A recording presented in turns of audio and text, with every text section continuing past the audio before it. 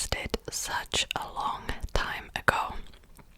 I'm finally filming it, and yes, I have changed my hair.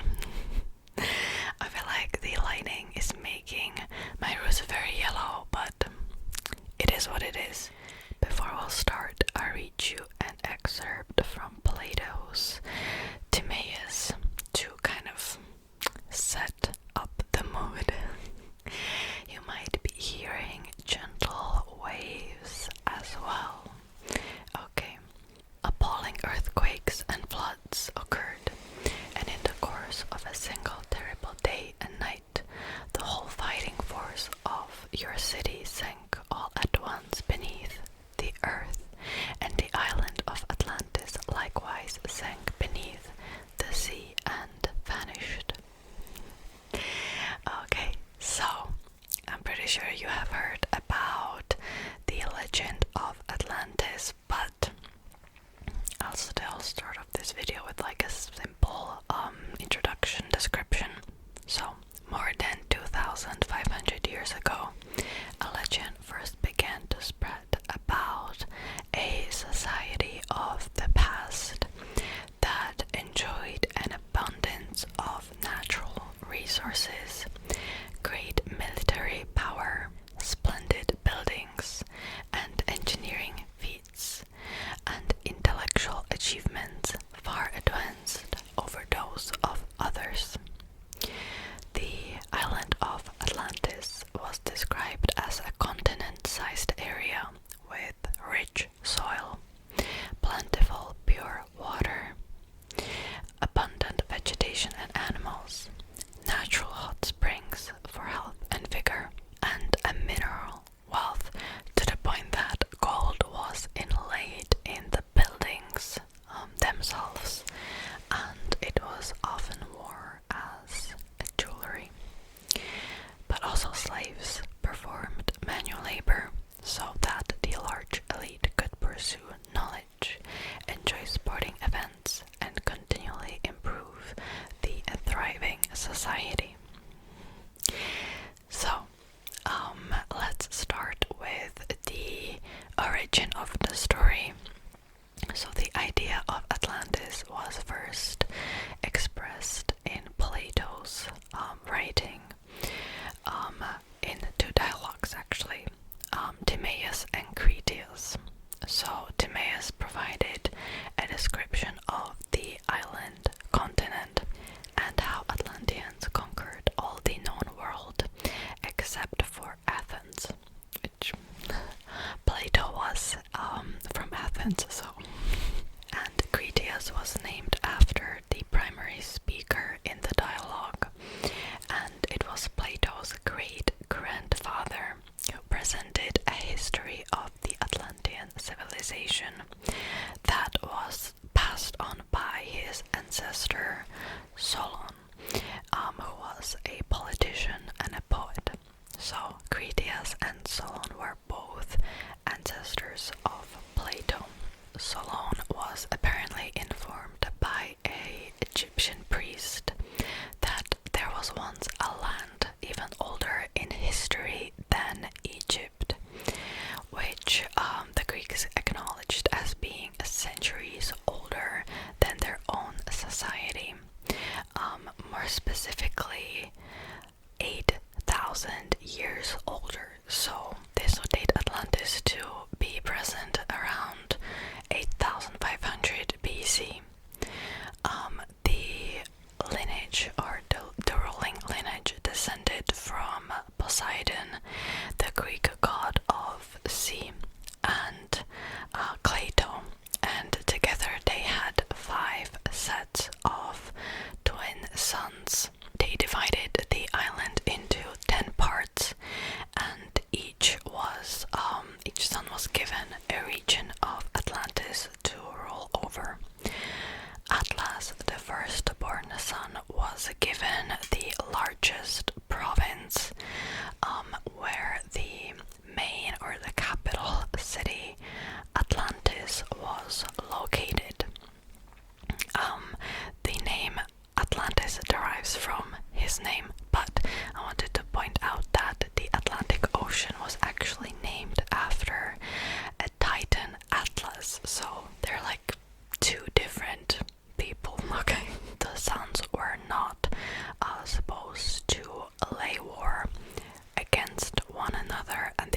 supposed to come to each other's aid in case of an attack.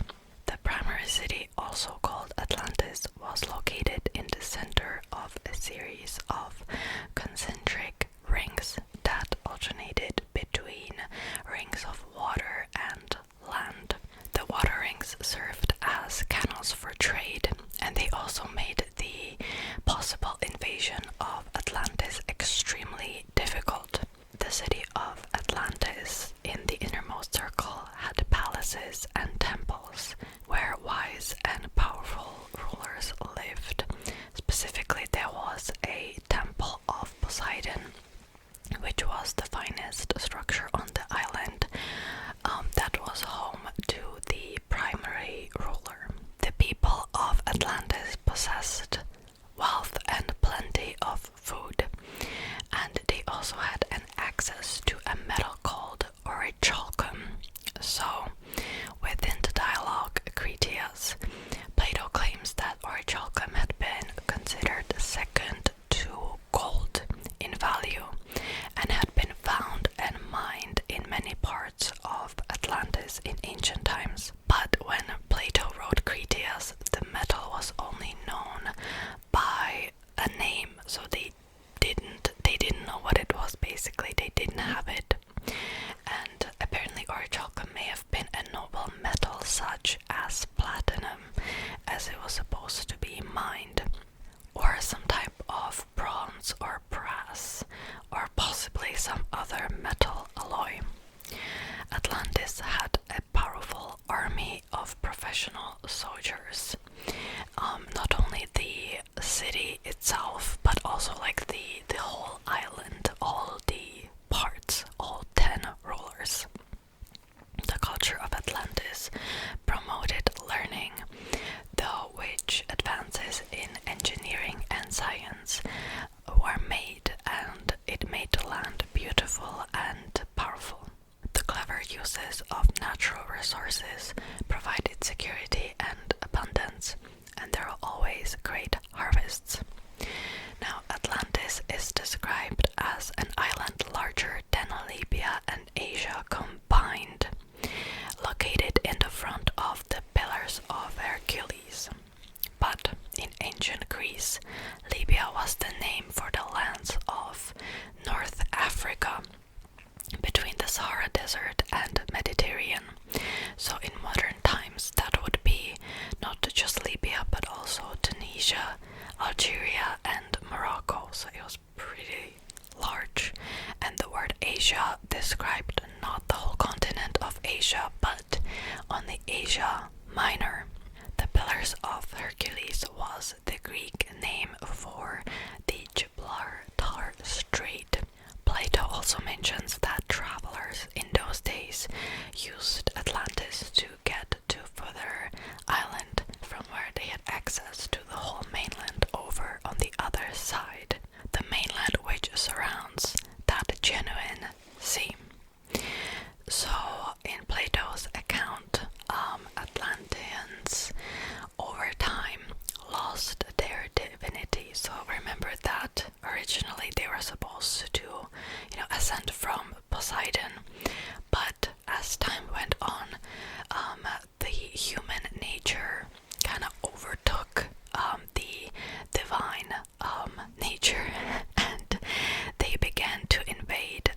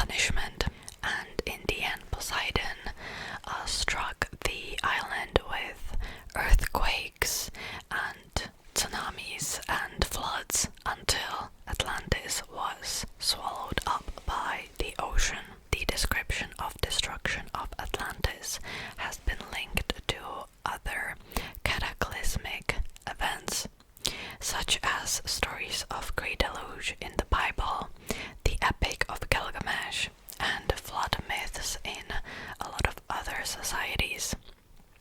And actually, around this time, the Ice Age was ending. One thing that I should mention is that around this time, the sea levels were approximately like 48 meters lower than there are today, because the water was still contained in icebergs. But as icebergs started to melt, the climate was changing in various parts of the world. Earthquakes started to appear, volcanic eruptions. So this would be around the time the supposed Atlantis was destroyed as well. Till this day, we don't know if Atlantis existed for sure. Some scholars say that it was just fiction, it was an allegory made up by Plato to illustrate the decadence of humankind. Some scholars believe that he was being literal because he labeled the story of Atlantis literally true. For example, Aristotle also believed that the Atlantis was just fiction. But let's talk about the possible location of Atlantis. And I really took a deep dive into a lot of conspiracy theories. So let's dive right into it. I have my own popular theory, and I'll tell you which one it is. Like I said, the text of Plato's dialogue suggests that the island was beyond the Pillars of Hercules, right? But we also have to think about that it was a pretty large island, which I think so many people are kind of missing. However, there's one more thing, and that is the specific word island. I don't speak ancient Greek, but apparently the term that was used for island could have been also used for land or a peninsula. Okay, so the first theory that was popular in the 20th century was that there was once a land bridge that ran between Europe and Africa and the North and South America, and this was the supposed Atlantis, because such a land link would explain some similarities in flora and fauna between the existing continents. I think that this theory is not popular anymore. So then various islands that are still existing till this day were proposed as the location of Atlantis, such as Sardinia, Crete, Santorini, Sicily, Cyprus, Malta, even the location of Troy, apparently Turkey, Cuba, also the Azores Islands, and also there's a region near Bimini Island in the Bahamas, around the coast of United States, that people thought that could be the location of Atlantis. Also, there are other hypotheses that it was actually the sunken island in northern Europe. So, before the sea level rose, there was once a land that was connecting the Great Britain island to Europe, and it's called Dogger Land. And theories suggest that Antarctica was once located in mid-Atlantic and had a more temperate climate where a civilization once thrived. Now, all these theories are interesting, however, they're not really honoring the Plato's writing. So my favorite theory, if Atlantis actually ever existed, is in the Eye of Sahara. This is, I think, a fairly recent theory. So if you look at the Eye of Sahara, you can pretty much see the circles, and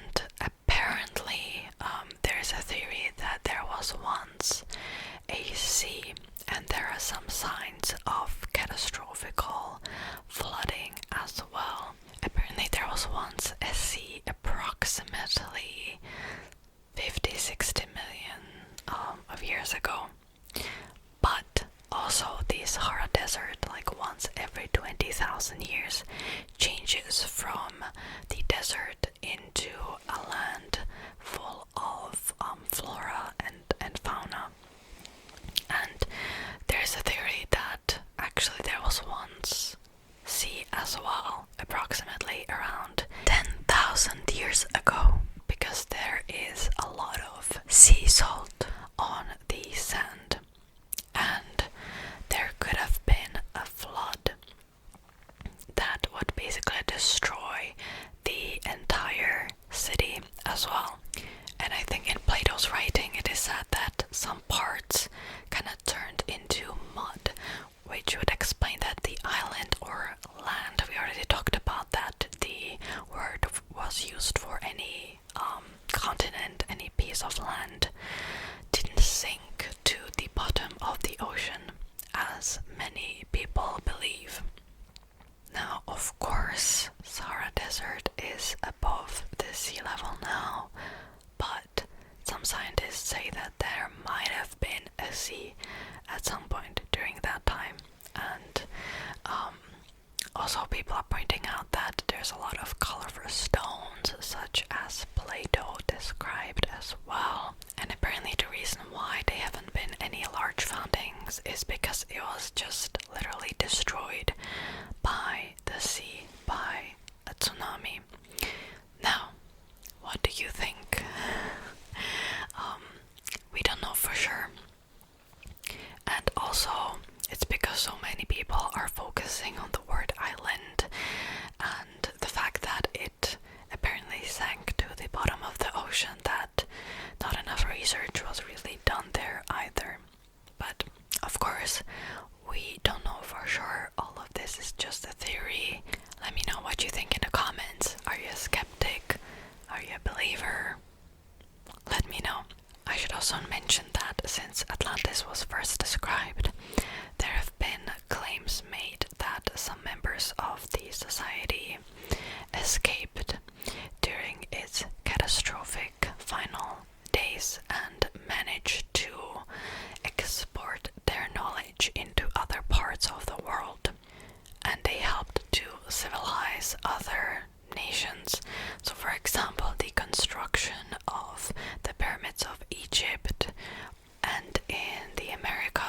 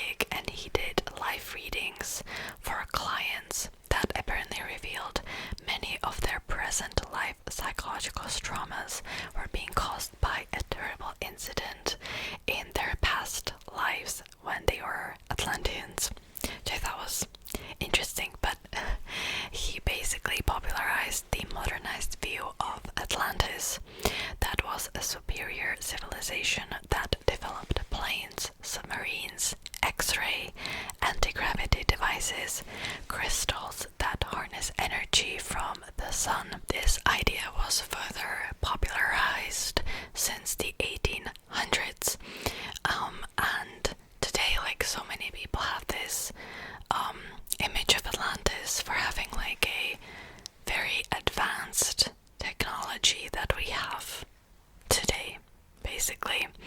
And some people claim that it may have actually been a colony on Earth established by alien explorers. So there you go. But like I said, the exact location or the existence of this island slash continent remains debatable till this day, because we don't have